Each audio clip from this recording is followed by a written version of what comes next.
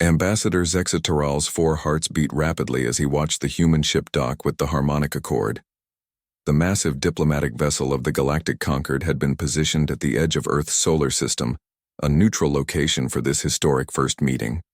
Zexatoral's iridescent scales shifted from their normal calm blue to an anxious purple as he reviewed the briefing documents one last time. "Are you well, Ambassador?" asked his assistant Meeplor, noticing the color change. "As well as can be, expected when meeting Deathworlders," replied Zexastoral. He closed the holographic display showing human physiological data. The information was disturbing enough. Beings who evolved on a high-gravity world with extreme weather, high oxygen levels, and abundant predators. Their bodies were dense with muscle, their bones reinforced with calcium deposits, and their skin could repair significant damage. But what truly worried him was their behavior. The door to the conference room slid open.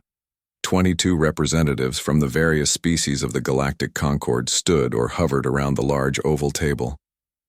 All had been carefully selected for their experience with unusual species. None had ever dealt with humans. "The Earth delegation has passed through decontamination and will arrive in 3 minutes," announced the ship's AI ambassador Nixableen. A tall, willowy being with luminous skin floated closer to Zexatoral. "I reviewed the cultural briefing. Again. These humans, they deliberately expose themselves to harmful substances for pleasure, so the reports indicate," confirmed Zextoral. "They consume ethanol and other toxins in social settings. They deliberately place themselves in danger for fun. Their entertainment often features simulated violence and death." "Barbarians," whispered another diplomat, a small feathered being named Pikrit. Zexatoral raised a clawed hand. "No judgments before meeting them. Remember the first protocol of contact. All sentient life deserves our respect, regardless of its quirks." The room fell silent as the door opened again. 3 humans entered, followed by 2 robotic translation units. The aliens tried not to stare, but many couldn't help themselves. The humans looked so solid. Their movements were quick and efficient, their eyes constantly scanning the room. They walked with the confident gait of apex predators, and though they wore what appeared to be formal clothing, they couldn't disguise the dangerous strength in their limbs. "Greetings," said the human in the center, a male with short gray hair and a face that showed signs of age. "I am Greg Patterson, diplomatic envoy from Earth. With me are Dr. Alan Wright, our xenobiologist, and Major Susan Taylor, our security advisor." The translation units repeated his words in the 27 languages of the Concord. Zextoral stepped forward, forcing his scales to shift to a welcoming green. "I am Ambassador Zextoral of the Draconi, speaking for the Galactic Concord. We welcome Earth to the greater community of sentient beings." The human named Greg Patterson smiled, exposing his teeth. Several diplomats flinched visibly, and Meepler unconsciously stepped behind Zextoral. On most worlds, showing teeth was a threat display. "Thank you for hosting us," said Patterson, seemingly unaware of the alarm he had caused. He extended his hand forward, the 5 fingers spread slightly. Zextoral had prepared for this. The briefing called it a handshake, a human greeting ritual involving physical contact. Still, it took all his diplomatic training to reach out and allow the human to grip his scaled hand. The human's skin was warm, far warmer than most species, and his grip was firm. Zexatoral could feel the strength in those 5 fingers.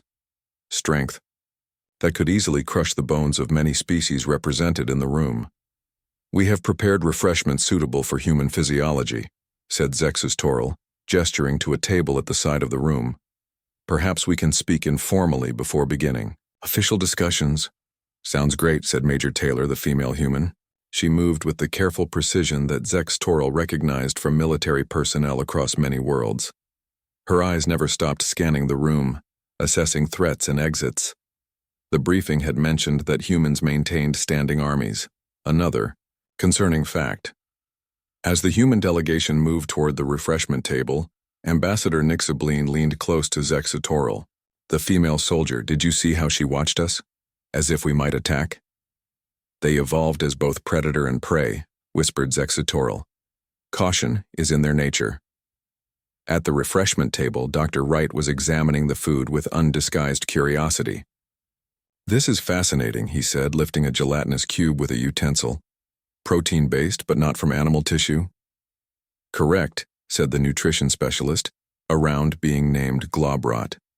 We synthesized proteins compatible with human digestion. We understood that many humans prefer not to consume actual animal tissue.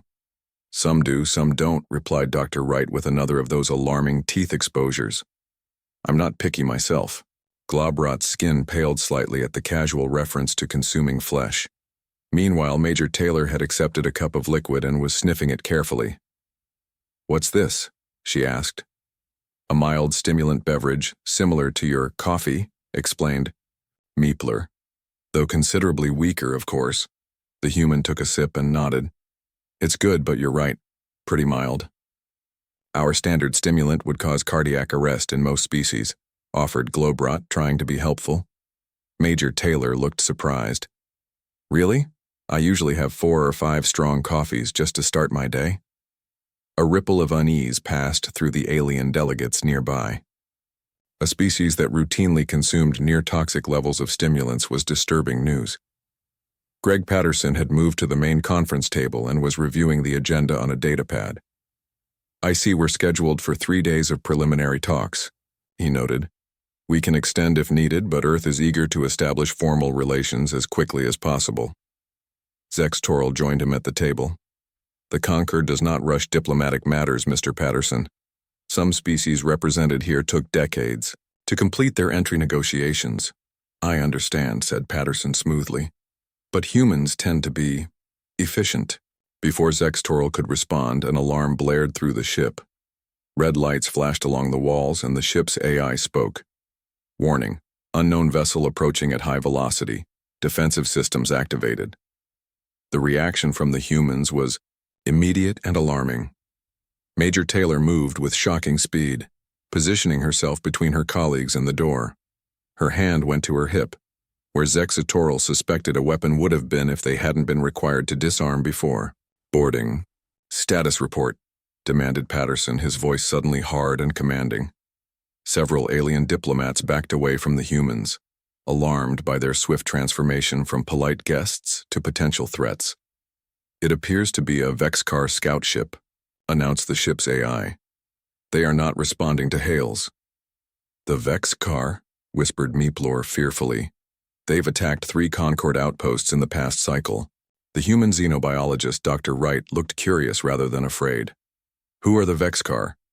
A newly discovered hostile species, explained Zexitoral, trying to maintain calm as his scales shifted to anxious orange. They do not communicate, only attack. The ship shuddered as something struck its shields. How strong are your defenses? Asked Major Taylor, her eyes calculating. The Harmonic Accord is a diplomatic vessel, said Nick Zebleen, voice trembling. Our shields are designed for space debris and radiation, not weapons. Greg Patterson and Major Taylor exchanged a look that Zexitoral could not interpret. Then Patterson turned to him. Ambassador, we need to contact our ship. The Unity has defensive capabilities that could help. Another impact shook the room, stronger this time. The lights flickered. Shield integrity at 60%, announced the AI. Evacuation protocols initiated. Chaos erupted as the alien diplomats rushed toward the emergency pods. Zexitoral remained at the table, torn between duty and fear. Ambassador, said Patterson firmly, let us help. Zexitoral watched in amazement as the 3 humans took control of the chaotic situation. While the alien diplomats rushed toward escape pods, Greg Patterson spoke firmly into a small device he pulled from his pocket. Unity, this is Patterson. The diplomatic vessel is under attack by hostile forces identified as Vexcar, requesting immediate assistance and defense support. A voice crackled back immediately. Understood, sir. Captain Linda Rogers responding. We are moving to intercept. ETA 3 minutes. Major Taylor had positioned herself by the main door, somehow looking dangerous even without weapons. We need to secure this room. It's the most defensible position until help arrives.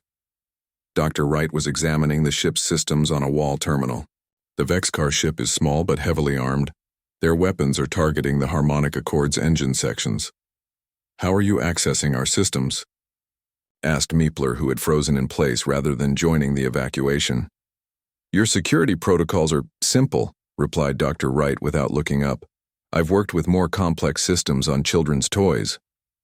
Another blast rocked the ship, sending several diplomats stumbling. The lights dimmed completely before emergency lighting cast everything in a soft blue glow. "Shields at 30%, announced the ship's AI, its voice now flickering with static. "Hull breach detected in lower levels." Ambassador Nix Bleen floated back to Zextoral, their luminous skin now pale with fear. "The emergency pods are not launching. Something is blocking the release mechanism." Major Taylor nodded as if this confirmed a suspicion. "They're not trying to destroy the ship. They're boarding. This is a capture mission." The alien diplomats froze at these words. The Vexcar were known to take prisoners, though none had ever been recovered to explain why.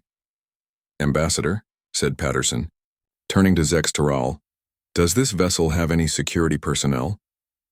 "A small detail of peace officers," admitted Zextoral, "but they are trained in conflict resolution, not combat." Patterson's face showed an expression that the briefing documents identified as a grim smile, a human reaction to danger that combined determination with acknowledgement of risk. It was deeply unsettling to see. "Major Taylor, options?" asked Patterson. The human security officer had been scanning the room. "This conference room has only one entrance.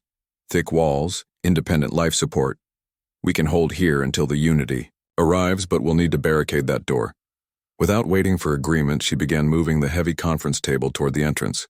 To the astonishment of the aliens, she lifted one end by herself. A piece of furniture that would normally require at least 4 Draconi to move. Dr. Wright immediately joined her, lifting the other end. Together, they positioned the table as a barrier. The casual display of strength sent several diplomats backing away.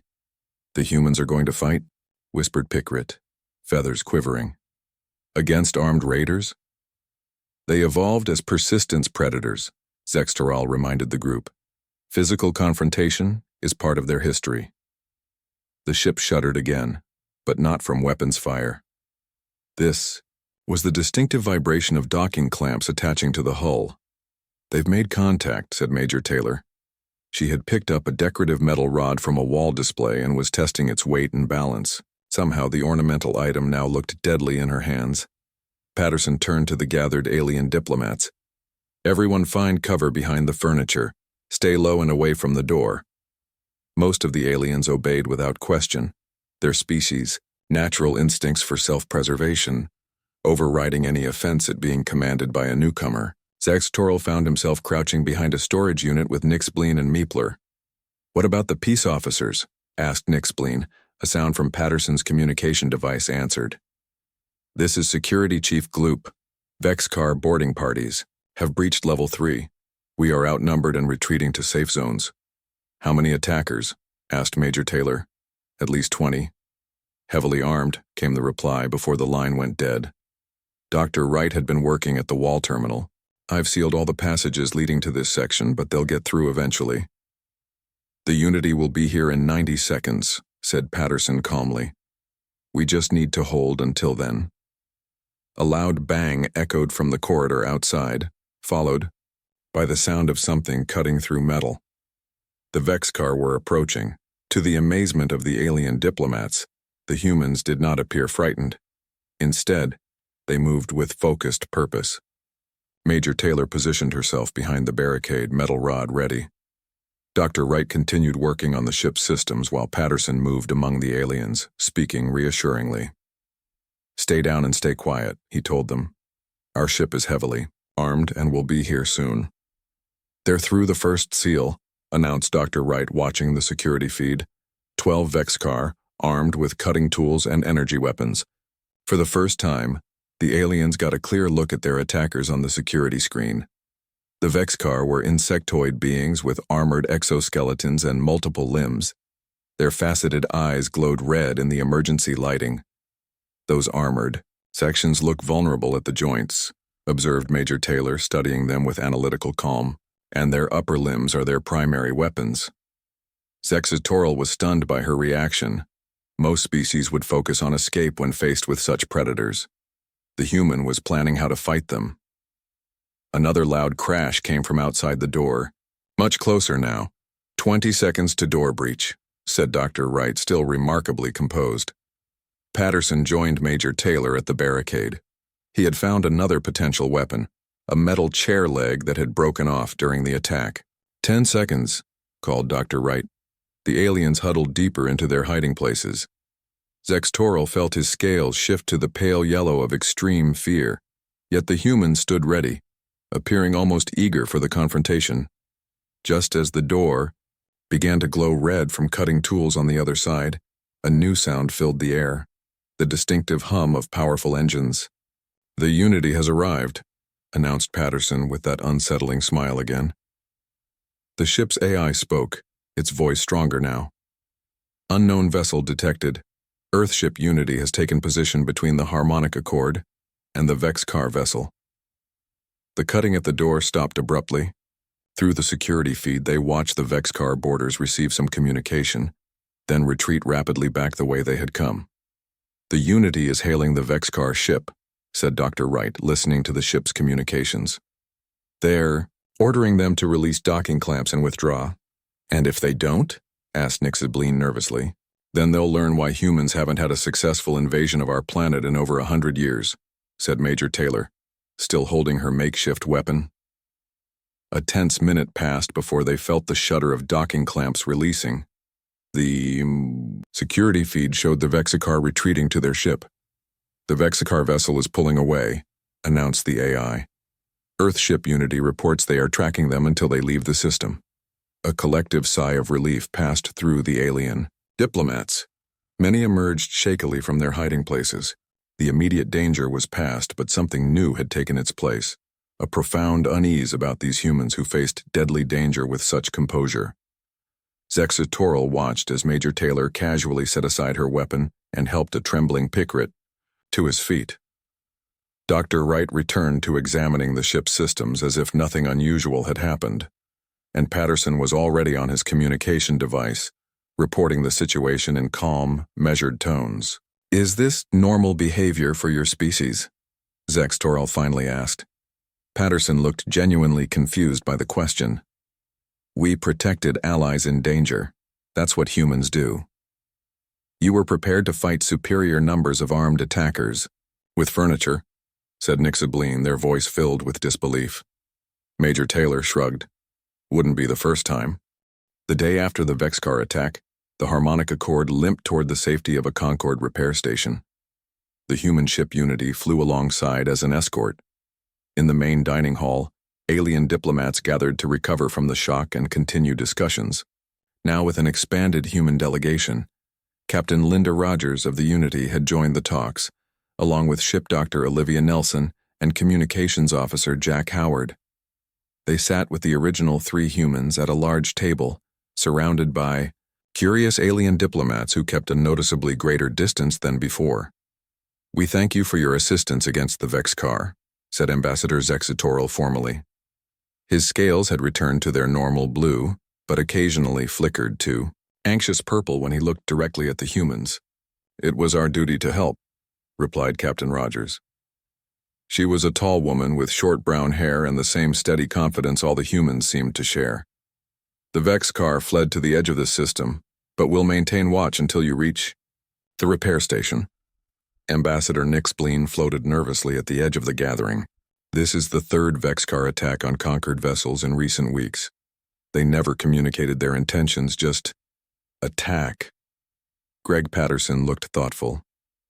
"Have you tried different communication methods? They might not use the same frequencies or protocols as the Conquered.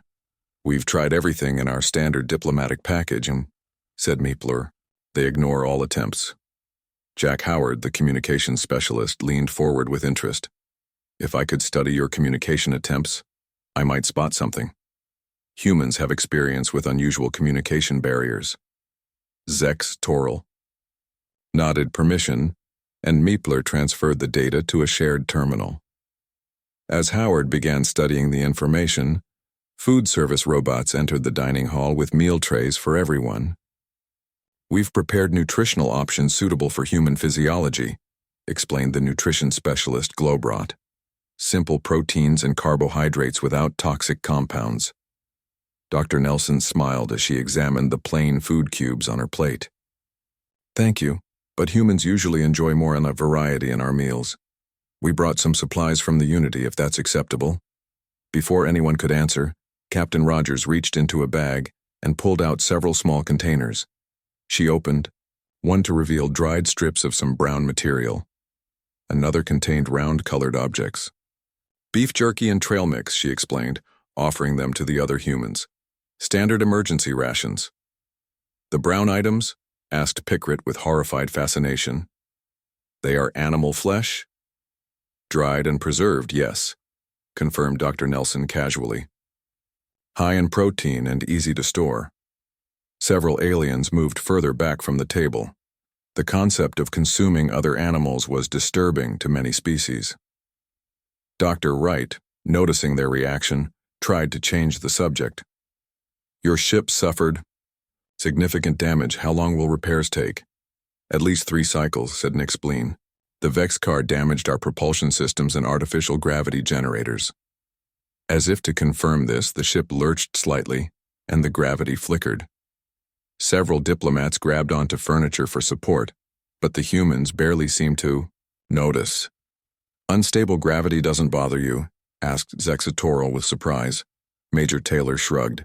"We train for zero-gravity conditions. Most of us have spent time in space with fluctuating gravity. And Earth itself has varying gravity depending on location," added Dr. Wright. "The difference between sea level and high mountains can be measurable."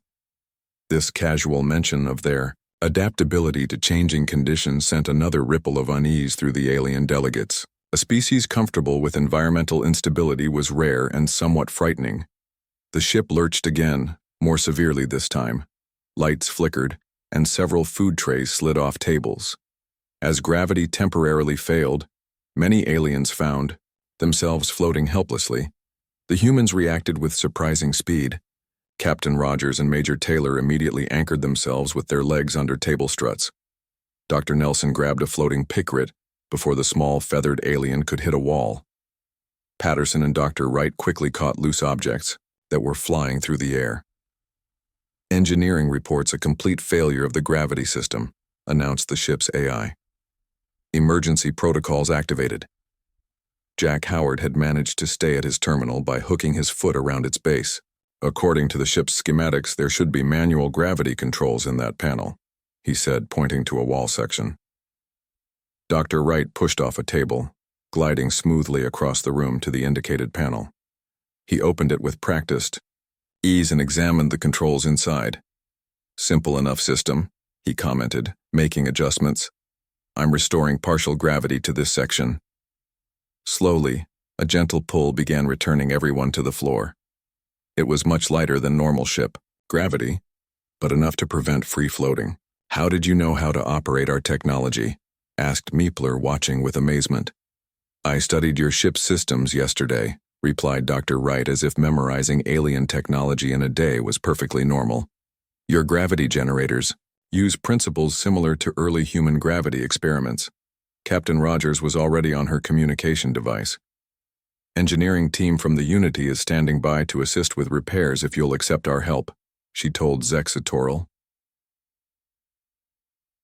The ambassador looked around at his fellow diplomats, seeing the same realization dawning on all their faces. These humans weren't just unusually strong and calm in danger. They were adaptable problem solvers who seemed to thrive in crisis conditions. "We would welcome any assistance," Zexatoral said carefully. Within an hour, 5 more humans had arrived, from the Unity, carrying tools and equipment. They wore simple environmental suits and moved with the same confident efficiency as the diplomats. Zexatoral watched from the observation deck as the human engineers examined the damaged sections of the ship. They worked in areas with radiation warnings near damaged power conduits and in sections exposed to the vacuum of space with only thin suits protecting them. "Do they not understand the danger?" asked Nix Bleen, floating beside him.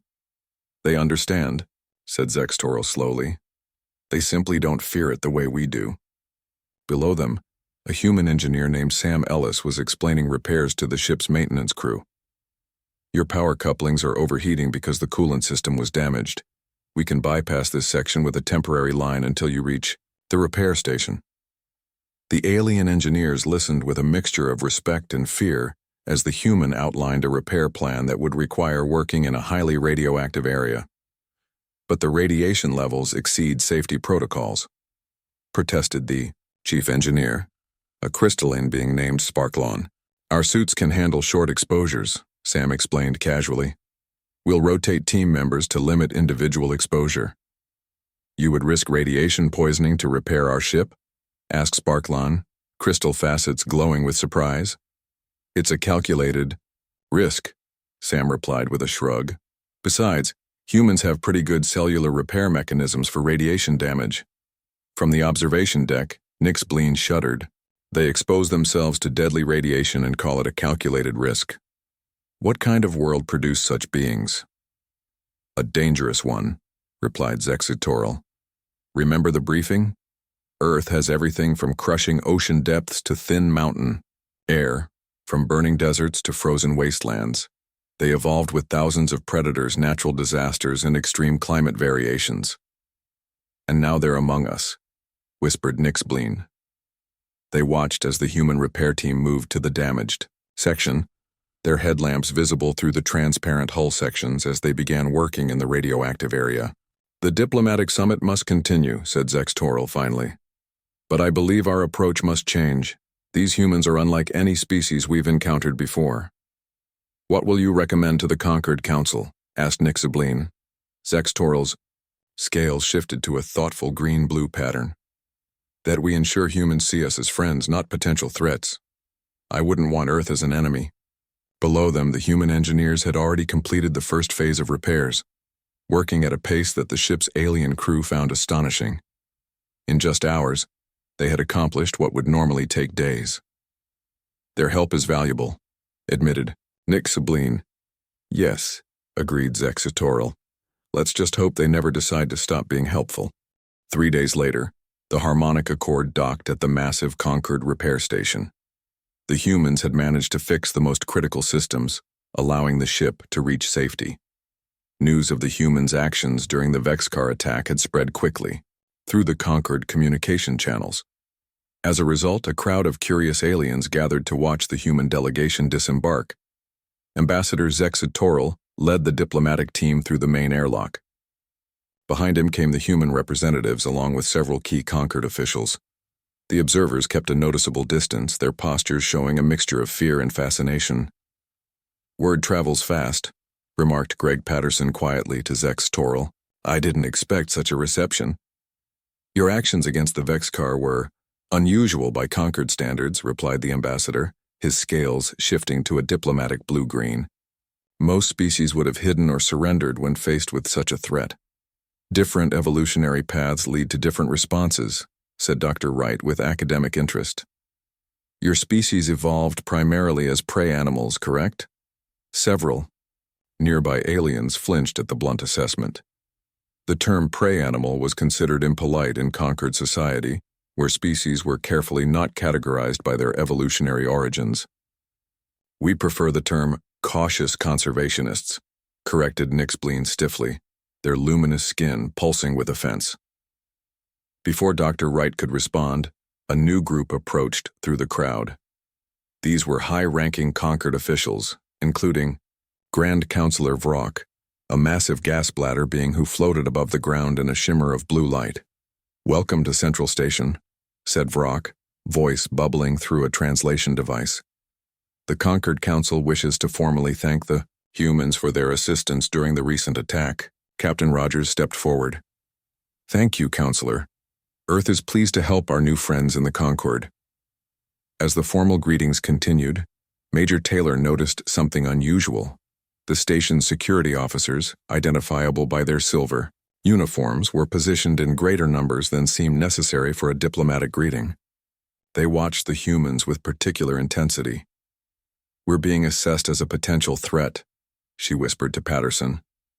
"I noticed," he replied without changing his pleasant expression. "Stay relaxed but alert." The Grand Counselor was still speaking. "Have arranged accommodations for your delegation in our diplomatic sector. We hope you will join us for a special council session tomorrow to discuss Earth's potential relationship with the conquered." "We would be honored," said Patterson smoothly. As they followed Vrock toward the diplomatic quarters, Dr. Nelson fell into step beside Zex Toral. "Your scales have been shifting between blue and yellow all morning," she observed. "Is that an emotional indicator?" Zex Toral looked startled. "You can interpret draconic color patterns. I've been observing," she replied. "Yellow seems to indicate anxiety or concern. Am I right?" "You are disturbingly accurate," admitted Zex Toral. "Few non-draconi ever notice our chromatic shifts, let alone interpret them correctly." Dr. Nelson smiled. "Human doctors are trained to notice subtle physiological changes. It helps us understand what patients aren't saying." This casual demonstration of human observational skills made Zex Toral's scales ripple with yellow, despite his attempt to control them. These humans missed very little. The diplomatic quarters were spacious and had been hastily modified to accommodate human requirements. The temperature was warmer, the lighting adjusted to Earth standards, and the furniture reinforced for human weight. Despite these efforts, Jack Howard bumped his head on a doorway designed for smaller species. "Sorry about that," he said, rubbing his head. "I'm used to ducking.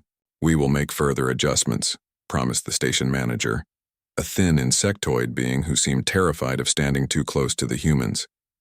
After settling in, the human delegation was invited to tour the station. Their guide was a young Concord diplomat named Fizzipop, a spherical being who rolled along the floor with surprising speed. "This section houses our main research laboratories," explained Fizzipop as they entered a vast chamber filled with transparent cubicles. Inside each, scientists of various species worked on different projects. Dr. Wright watched with obvious fascination. "What kind of research happens here?" "Various disciplines," replied Fizzipop. "Biology, physics, chemistry, cultural studies." They paused by a lab where several scientists were examining a strange glowing crystal. One scientist looked up and froze in alarm at the sight of humans. He quickly covered the crystal with a protective case. "What was that?" asked Dr. Wright, his scientific curiosity piqued.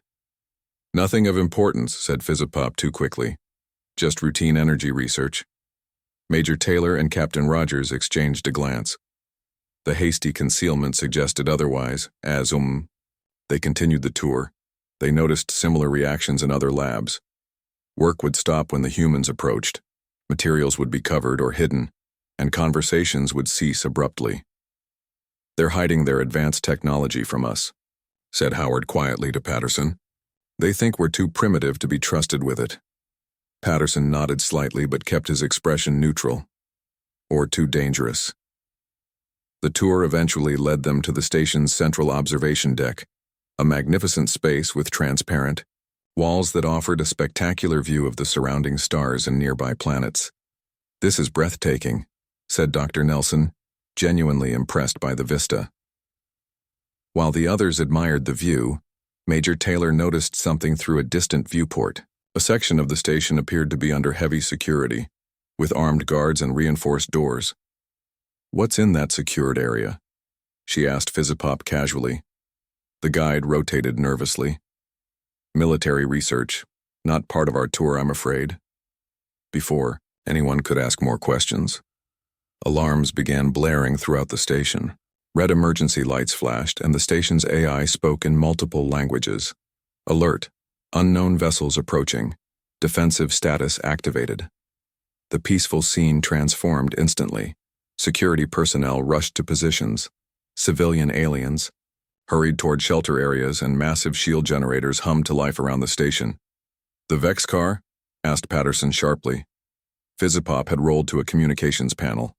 "Yes, 3 ships this time, larger than before." Captain Rogers immediately activated her communication device. Rogers to Unity, status report. We see them, Captain, came the response. 3 Vexcar warships on approach. Station defenses are activating, but they look outmatched. The observation deck's viewports automatically enhance the image of the approaching vessels. They were insectoid in design with sharp angles and glowing red propulsion systems.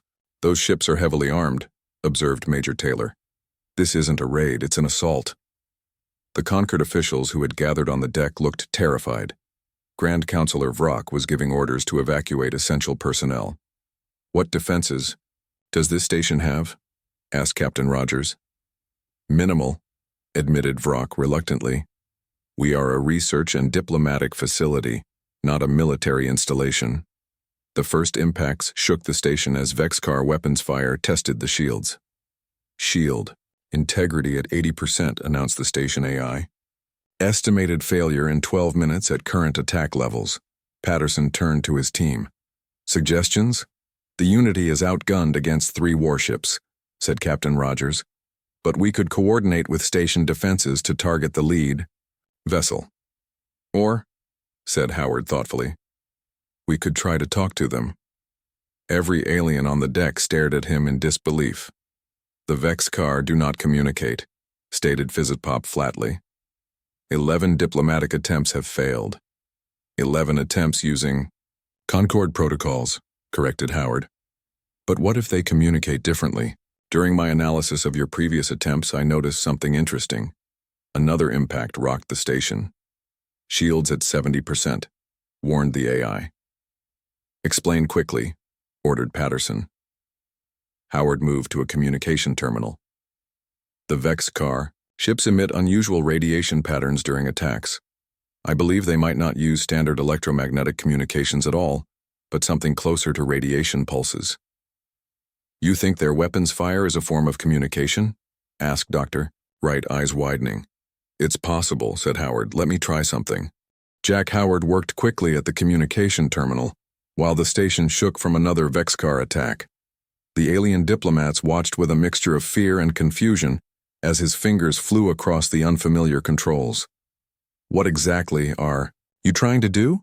Asked Grand Counselor Vrock, gas bladders pulsing with anxiety. I'm going to send a radiation pulse pattern back at them, Howard explained without looking up. If they communicate through radiation bursts rather than standard signals, they might have misinterpreted all your previous messages as noise or threats. Dr. Wright moved to help him. You'll need to use the station's external sensors to match their pulse frequency. Shields at 60%, warned the station AI as another blast hit. Evacuation protocols initiated for non-essential personnel.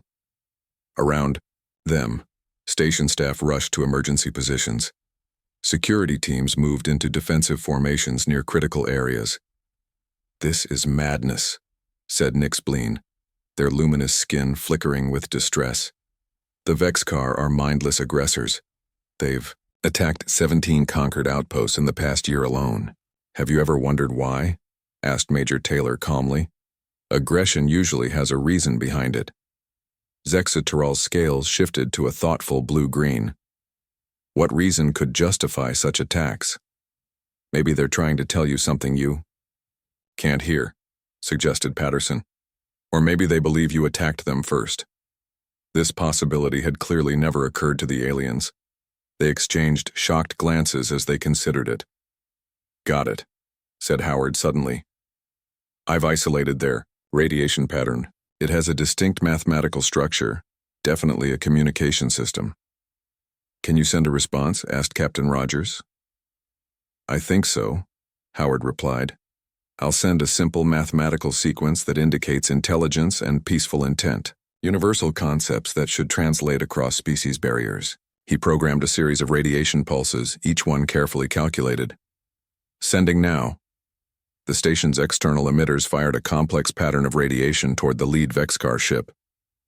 For a moment, nothing happened. The alien vessels continued. Their attack pattern. It didn't work, said Fizzipop, rotating nervously. Wait, said Dr. Wright, watching the sensor readings. They've changed formation. On the main display, they could see the 3 Vexacar ships repositioning. Their weapons had stopped firing, but they maintained their defensive posture. "They're sending back a pattern," Howard said excitedly. "It's a response." The station's sensors detected an incoming radiation pulse, complex and structured. Howard worked to analyze it while everyone watched anxiously. "What are they saying?" demanded Vrock. "I don't know the exact meaning yet," Howard admitted. "But the structure suggests a formal communication protocol. I think they're asking who we are." "Tell them," ordered Patterson. "Explain that we represent multiple species seeking peaceful contact." Howard sent another carefully designed radiation pattern. This time, the response came more quickly. The Vexcar ships moved closer, but their weapons remained inactive. "I think they want visual communication," Howard said, studying the pattern. "This sequence matches known protocols for visual data transmission." "Can we do that?" asked Captain Rogers. "The station has external projection capabilities," offered Fizzipop hesitantly, "for navigation signals and warnings." "Perfect," said Howard. "We'll send visual language markers, simple shapes and mathematical concepts first, then build from there." Under Howard's direction, the station projected a series of geometric shapes into space visible to the Vexcar ships: circles, squares, triangles, universal forms that transcended specific languages. The response was immediate.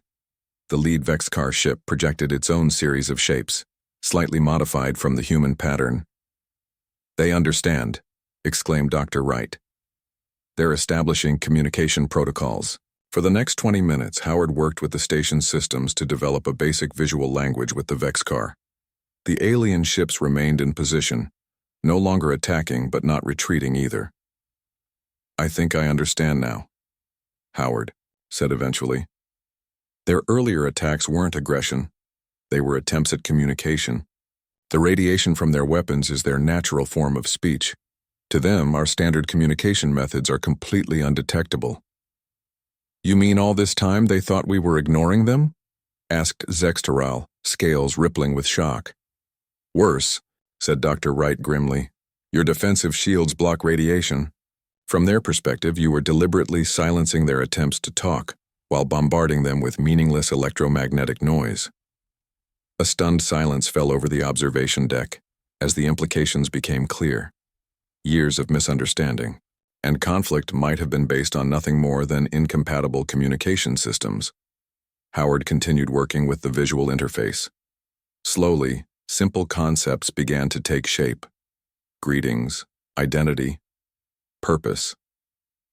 "They're a hive species," Howard explained as he interpreted the responses. "They evolved in a high-radiation environment where conventional electromagnetic signals wouldn't work. Their society is built around collective knowledge and information sharing. And they think we've been deliberately isolating them," added Dr. Nelson. "No wonder they've been hostile." After an hour of careful exchange, Howard turned to the assembled diplomats with a stunned expression. "They want to know why we built a wall." "A wall?" repeated Vrock in confusion. "What wall?" Dr. Wright had been studying the station's star charts. "The Concord border beacons," he said suddenly. "You have a line of automated beacons marking Concord space." "Yes," confirmed Nixbleen. "Standard navigation markers. They emit regular signals to warn ships they're entering Concord territory. Those beacons must create a radiation barrier that the Vexcar can't cross," explained Howard. "They see it as a deliberate attempt to cut them off from the rest of the galaxy." Patterson turned to Vrock. "Counselor, with your permission, I'd like to invite a Vexcar representative aboard this station for direct talks." The alien diplomats looked terrified at the suggestion, but Vrock's gas bladders changed to a thoughtful purple color. "You believe they will come peacefully?" asked the counselor. "I think they've been trying to talk to you for years," replied Patterson. "Let's finally answer them." 6 hours later, history was made on the observation deck of the Concord repair station. A Vexcar representative, a large insectoid being with multifaceted eyes and specialized radiation-emitting organs, stood before the assembled diplomats. Beside it stood Jack Howard, with a custom-built translation device. The Vexcar made a series of clicks and emitted a pulse of radiation that Howard's device converted to speech. "We greet the many minds with hope for understanding," came the translated words. For 30 cycles we have called across the void, hearing no answer. Zexatoral stepped forward, his scales a formal blue. We regret our failure to hear your calls. We thank the humans for helping us listen.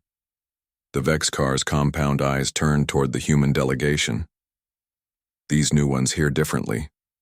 They think differently. They act without fear. They evolved on a very unusual world, explained Zexatoral diplomatically. The Vexcar made a sound that Howard's device translated as laughter. We have studied their vessel. Their world must be interesting to produce such beings.